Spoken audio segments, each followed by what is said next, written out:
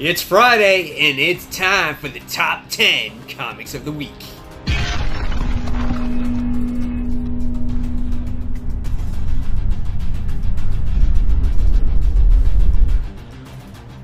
Hey comic fans, welcome back to Comic Book Corner 2.0, and fans, yes, you are back with me, Mike Spider Slayer, getting ready to bring you Spider Slayer's top 10 comics of the week. That's right, guys, and this is for the week of January 30th, 2019. Now, this top 10 list is based off of my top 10 most anticipated show that airs every Sunday night at 10 p.m. Eastern Standard Time. Now, before we get started, remember to give this video a thumbs up if you liked the video. And I'm introducing two little new segments in this show. It's going to be my worst pick of the week, and it's going to be my surprise pick of the week, okay?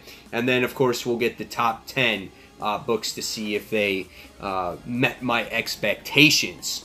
So, just to let you guys know, there are spoilers in this show. So, if you have not read your comics, please read your comics and then come back and watch, all right? So, without further ado, guys, let's get started with this week's countdown and worst pick. All right, so my worst pick of the week, guys, was Age of X-Men, issue 1. This book was absolutely nonsense, okay? This takes place after the whole X-Men debacle with X-Man and how this world is supposed to be perfect, okay? And so what happens in this issue is that it's nothing but a previews book for what's to come for the X titles. So you get this little story on what happens to a particular character, and they say, oh, if you want to check in on what happens to Bishop, go ahead and check this out. And if you want to see what happens to this character, go ahead and check this out. And I was like, come on, man, this is an absolute joke. And so, you know, I bought this cover, this book, obviously, for this George Perez cover. And so when I looked at it and started reading it, I was like, well, this might be pretty good, but I didn't like the artwork inside of it. It was so bad. But literally, it was just really rough, guys. And I hate an issue that sits there and all it does is glorify books that are yet to come, as you could see here on the bottom, you know. The only book that I might show some kind of interest is Bishop disappears in one of the stories, and you don't know what happened to him. It's like he got erased. That might be the only thing I might pick up, but this was just nonsense and a big cash grab. I just didn't want it. I don't want anything to do with all these X books. Maybe one of them, and that's about it. So disappointed with this. Horrible, horrible, horrible. Alright, so now that we got the worst pick out of the way, what was the surprise pick? Now, I wound up picking this book up just by whim because it was there. They only ordered like 2 copies of it, and this was Journey into Unknown Worlds. That's right, guys. This was issue 1, celebrating the 80 years of Marvel history. And this obviously goes with the comics of Strange Tales, Tales of Suspense, Adventure into Weird Worlds, Journey to Mystery, things like that. It falls into that category. And this is another horror type of book, and this is done by Colin Bunn, and he does a lot of horror stuff. There was 2 short stories in here. One had to do with a parasite that was taking over the human species, and so what happens is that the parasite did not mesh well with the human species, and their I guess species was going to be extinct, but the process how this parasite tried to take over the human species was really horrific and quite interesting. And we find out that the Earth was going to die in the end anyway, so it was kind of weird. And the species tried to warn them, going, 2 species is going to die because since our alien species can't take over the Earth, they're on their way. And it was just crazy. You have to read it to understand it, but it was a cool story. Then there was another story about a story being told in front of a campfire at a Cub Scout thing, and we wound up seeing that these kids make fun of the other camper. Which I thought was really a lot of fun because you can relate to it. And the camper winds up, another meteor hits the ground, and the camper winds up investigating the meteor, and he winds up becoming infected by this meteor, and he becomes this weird, like, caterpillar alien that hatches, and then he winds up taking over the kids. And is it really a wise tale, or did it actually happen? And you kind of find out at the end of the book. And so that was a really nice read. It really surprised me. So that was my surprise pick of the week. So really cool stuff. All right. So hopefully it helps you right there. Either want to pick something up that you really want to enjoy and stay away from something else. All right. So going forward now, we officially start the top 10 countdown. And my number 10 book of this week goes to the Uncanny X-Men 3D version of, I forgot what particular issue it was.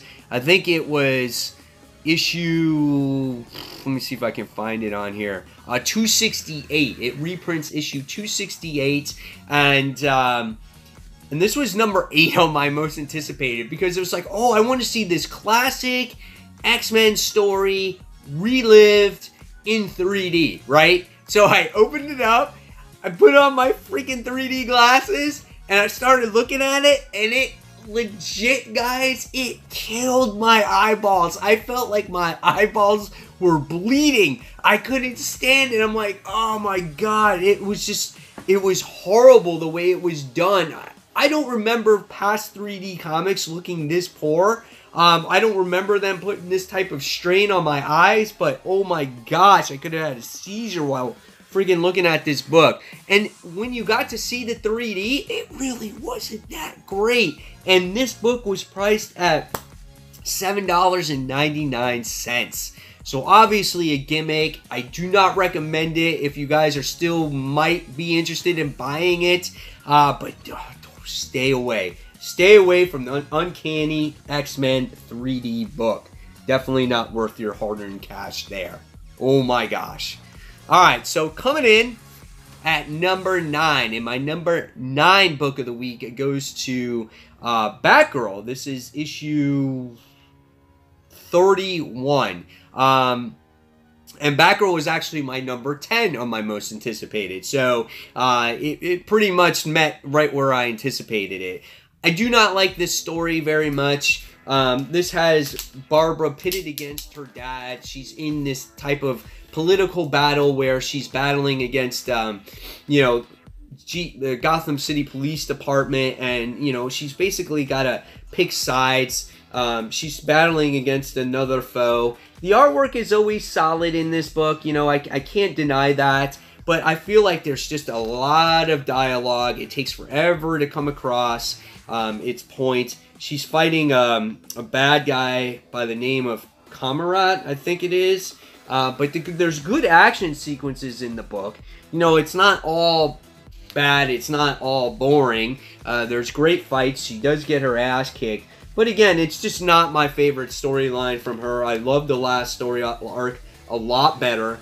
We get to see, I wanted to see her more go through these struggles with her implant, but it was kind of just fixed right away. So the story was okay. It was, it was there. I definitely wouldn't say, go out and buy it right away, but definitely it's not bad. Okay, so there you have it for Batgirl. So that was my number 9. All right, so going on a number 8.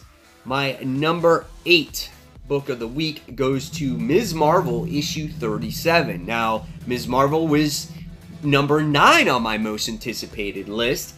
And I thought this book was okay too, but it just seemed like there was like these big things going on with Ms. Marvel, the hero. But it really wasn't. It was more about Kamala. And if you love Kamala as a character, you're going to appreciate the moments that she has as as just being her and not the hero. But she has to babysit in this issue, and she has to babysit her nephew. And I thought there were some really good character moments, really good and funny moments with her and Bruno, how they think that taking care of a baby is like a national emergency. I thought that was really a lot of fun. But what happens in the issue is quite boring. There was this flood that kind of takes over New Jersey, and she basically has to stop the flood from people drowning and things like that. And one of the people that are closest to her wound up having a heart attack while she was trying to save the city from this flood, and she felt like there I was trying to be this hero instead of taking care of the people that were closest to me, and she feels that that's important. Now, what makes Ms. Marvel a good series is she is a very grounded character, and she thinks about the people closest to her. But overall, if you're looking for big bad guy villains and a lot of action, you're not going to get this in this issue. So, you know, I thought there would be something more that would happen in this, and it didn't deliver for me, but it was a good read. I enjoyed it, and it had some very funny moments in it. All right, so moving forward, we go on to my number 7 book of the week, and that goes to The Amazing Spider-Man issue 14. Now, The Amazing Spider-Man was number 2 on my most anticipated, and big reason why this book did not make any higher was because of the artwork done by Chris Bachalo. I'm just not a fan of this art style. A couple of my one of my comic fans sat there and messaged me and saying this artist did the story arc Shed back in the day, before Dan Slott took over, and I remember that storyline, and I didn't like that artwork back then, and I don't like it now, and so it really took me out of the story in this issue, and it's just weird seeing Lizard and his kids like this, and just weird colors in the background. There's is a filler issue at its finest. This is the biggest filler issue so far when it's come to the story, Amazing Spider-Man story. In this issue, you only get a story progression where Kraven the Hunter meets up with Arcade, and it looks like they're going to work together to try to destroy or stop Spider-Man, okay? And this is the way Kraven looked in this issue, and I'm like, what's going on there, man? So, yeah, it was a little disappointing, but we get past history with Kurt Connors, obviously with Peter Parker again. We get to see a little bit of a story with May on how her ex-husband it's his lawyer, and she tries to hit on Aunt May, and she wants nothing to do about it. You get this cliffhanger, though, at the end of the issue with a laser beam hitting the building that Aunt May is in, and you're thinking, oh my god, is she dead? And that was really about it. So this issue did not deliver for me whatsoever, artistically, story-wise, and it continues in the next issue. So yes, it will be lower on my list next time, so I wasn't happy with this particular one. When it comes to artists on this book, it needs to be Humberto Ramos or Ryan Ottley. Honestly, that's where I'm at when it comes to Spider-Man at this point. All right, so moving on to number 6 this week. And number 6 goes to West Coast Avengers. This is issue 7. And West Coast Avengers, on my most anticipated, was number 4. So this one didn't quite meet my expectations either, as we get to see the return of Marvel Boy as he tries to help Katie Bishop in their whole situation against Madame Mask. Okay, and it was cool to see them team up. The artwork was really nice, and it was cool to see how Katie Bishop winds up finding out the solution of how to get all her heroes' powers back, as it was suppressed, thanks to Madame Mask and her people as well. There was good character moments here with Clint admiring Katie Bishop. I thought that was cool, how she was actually stepping up and being a leader, which was quite nice. And this really, solidifies her spot in the team as a good leader. And I like her growth there. But when it comes to the villains just kind of ran away in the issue. And I was a little bit disappointed at that, as it wasn't just more of a better climax for this particular story. There was decent moments between I guess, Marvel Boy and Katie Bishop's current boyfriend fuse. I thought that was kind of funny. And there was this thing with Gwenpool, and she had this baby shark thing that she was carrying around, like land shark thing. So that was kind of funny too. And then so the next story sits there and proposes that the evil bad guys meet up now with Katie Bishop's father. So yeah, I mean, it was okay. It just wasn't much of a cliffhanger for me, but I seem like we've seen these things back when Katie Bishop had her own series, and it's kind of repeating itself here with the villains. I don't know if it's on purpose, but it's okay. It wasn't as comical as I like it, this time around, but it was all right. So, yeah. All right. So, moving on now. I think we're on our top 5. Yeah, moving in on our top 5, and my number 5 comic of the week goes to Heroes in Crisis issue 5.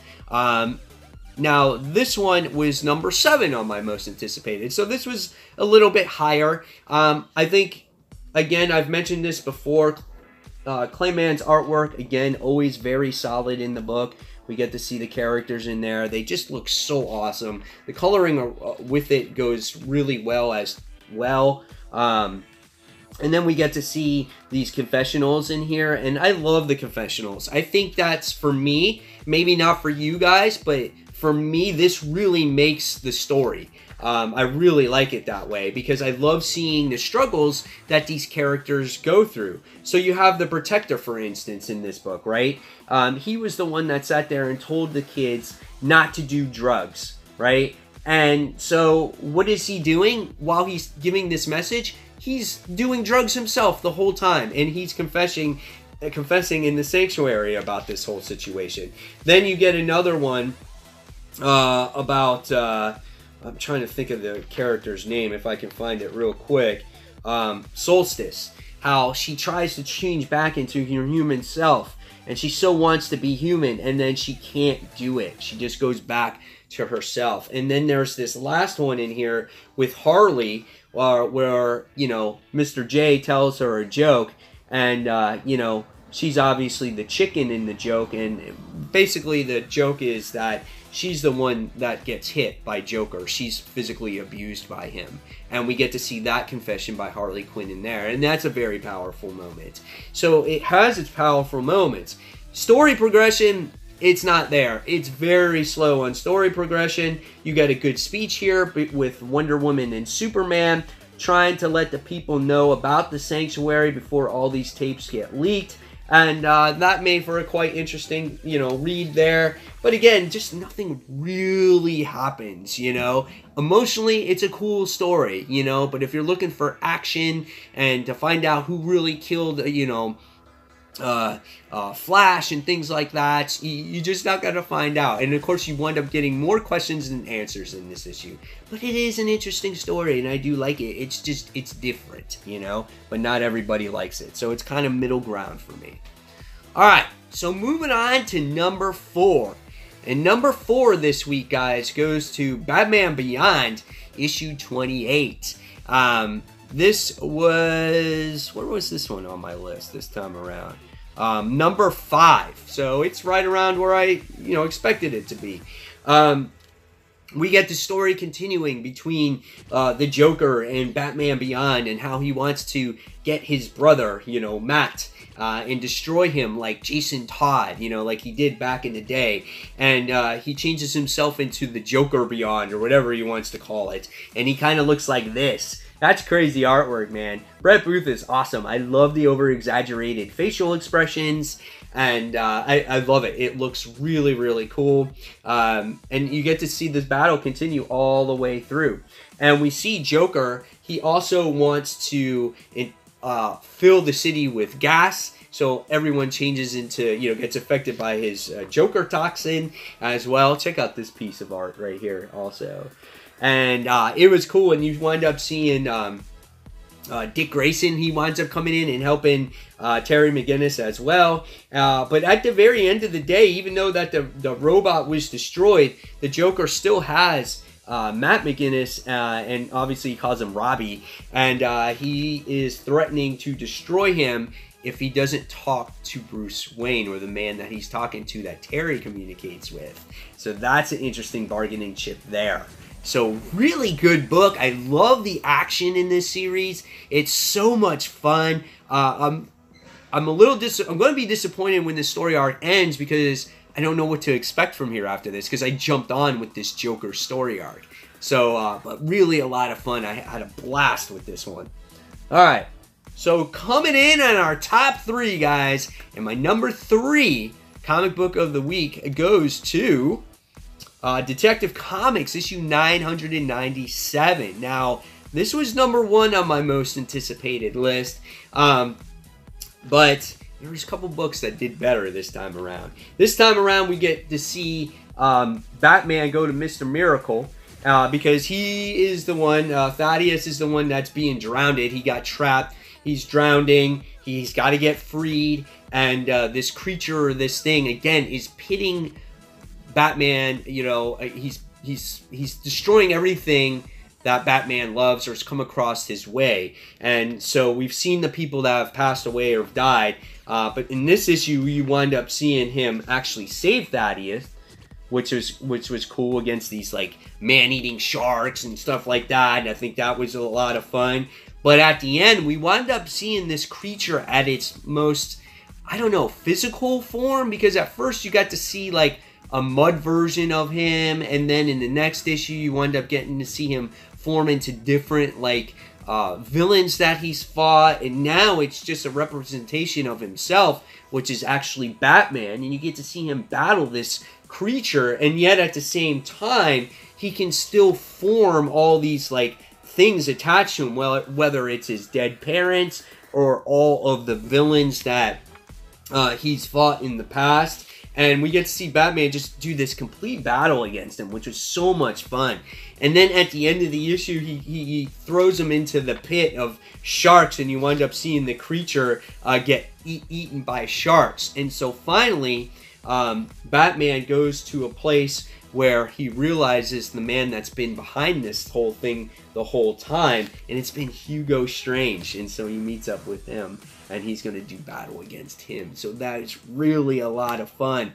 It's a good book, man. I didn't even come across that Hugo Strange could be the one behind this creature that was created to go after Batman and the people that he loved. So, and Batman is furious at this point. Detective is so good. We have 998, 999, and then we're going to be at 1,000, guys. Really so much fun. All right, so next, moving on to my number 2, and my number 2 favorite book of the week goes to Dead Man Logan, issue 3 of 12. This is really a lot of fun, as Mysterio is being hunted by Wolverine, because Wolverine is afraid that Mysterio is going to do what he did to his family or to the X-Men in Old Man Logan series, how all the X-Men were killed because he thought they were bad guys, right? And so the way this issue opens up is it's very similar. Logan sits there and he starts doing battle against the Avengers, and it can't be stopped. And you wind up having him do this battle against Captain America and all these other different characters. It was really cool. So we get to see him do battle against Iron Man here, and then he's trying to bring him up to the atmosphere, but he can't do it, which I thought was kind of cool, because Logan sits there and just shreds his helmet apart. Like, look at this. That is really a lot of fun. But what made this issue was really cool was not necessarily the battle between Logan and the Avengers, but it was the conversation that Miss Sinister had with Sin, the Red Skull's daughter, okay, about how Mysterio can't be trusted after this whole event takes place, because what makes you think he's not going to do the same thing to us and he's going to take over the world? But it wasn't really Red Skull's daughter that actually was there for the conversation. It was Mysterio himself talking to Miss Sinister, and now he's on to their whole little tricks, and you know, now he's going to do something on his own to kind of benefit in his own way because he's going to be betrayed by the bad guys that are just using him. And I think that was really a lot of fun. Good character moments between Logan and Clint, and there was a cool reference there to Avengers vs. X-Men, as Captain America didn't agree with the X-Men when Wolverine was being taken away, and he goes, they say, well, we don't want to create another Avengers vs. X-Men moment, and I thought that was a cool moment in the book. So really a lot of fun. This book surprised me as well. Again, this was number 6 on my most anticipated, so it exceeded my expectations. All right. So what is my number 1 pick of the week, guys? Well, that goes to Teen Titans Annual, Issue 1. This was actually number 3 on my most anticipated, but once again, this book exceeds my expectations. It's nothing but brilliant. Adam Glass has this series down pat, and I hope he does not go anywhere anytime soon. We get two stories here, kind of, okay? We get to see Robin versus Red Hood in this issue because he feels like he's been being betrayed, that he's working with the other in this issue.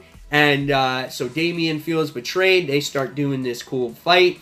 Jason Todd sits there and says, you have no idea what you're talking about, Robin. You need to get your shit together, or otherwise, if you and your people come after me again, I'll make sure I'll put you in the ground. So it was a cool little battle between these two. It was a great fight. Jason Todd is awesome. He tells Damian, you lost the second you walked into this building. So I thought that was a lot of fun. Great character moments. Fantastic artwork in this book. So much fun to read.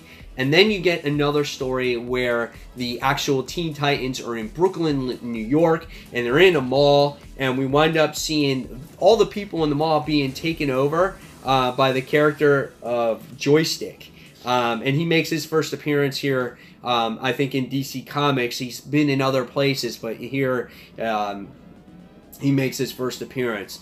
But before they go to the mall, we wind up seeing a good training exercises between the characters. Based off of what happened in the last story arc, they feel like they do need to work together in order to become a better team. And I love that this issue keeps exploring that no team is ever perfect. You always have to work together to become a great team. And you get to see them working there in this issue. But they get a distress call to go to the mall. They come across Joystick, who's controlling all the people to do his bidding. So what happens is when they try to stop him, okay, he takes control of Djinn, and we wind up seeing, you know, that these secrets are coming out from Djinn on, you know, on what she thinks of everybody. Like, what does she think of Roundhouse? What does she think of Robin and Crush and all these characters? So you get to see inside of her head a little bit. And there's this moment in this book where we wind up seeing that we get the revelation that Crush actually has a crush on Djinn, and she's jealous of her relationship of her and Robin because she feels like she has a special place for her because of the moment they shared a couple issues back with Crush's origin story, which was really cool. And then once our Teen Titans wind up getting the upper hand over Joystick, they lock him up in their in Rikers Island, and Djinn plays Joystick a little visit. And we get to see how dark this character actually is. And she says, you can't tell my secret or I'm going to remove something else besides your mouth. And we get to see her actually remove his mouth so he can't talk anymore. And you're like, oh my god, that is sick and twisted and evil. And we get to see that Crush is very upset about what Djinn said about Robin having feelings, or about Djinn, you know, having feelings over Robin and maybe not for Crush. So really good book, guys. I definitely suggest Teen Titans. It's so good. The character development is awesome in this book. It's not forced. They don't seem to you know, it just seems to flow so natural in it. And as the story goes on, they, you know, release these little tidbits of the characters, and it's really well done. They just don't try to jam it all in one issue, and that's the last that you hear of it. It's just great character development with awesome artwork. I definitely suggest go out and buy Teen Titans. So there you guys have it. There is my #1 pick of the week. Hopefully you guys enjoyed it. Now it's your turn in the comments below to put what your top 10 comics are. Maybe your top 5, your top 3, or maybe just your top comic of the week. So guys, as always, thanks so much for watching Comic Book Corner 2.0. And until that next comic book review, if you like this video, give it a thumbs up, subscribe to the channel, and don't forget to hit that notification button. And I'll see you guys real soon, and have a wonderful weekend. Take care, fans. Bye.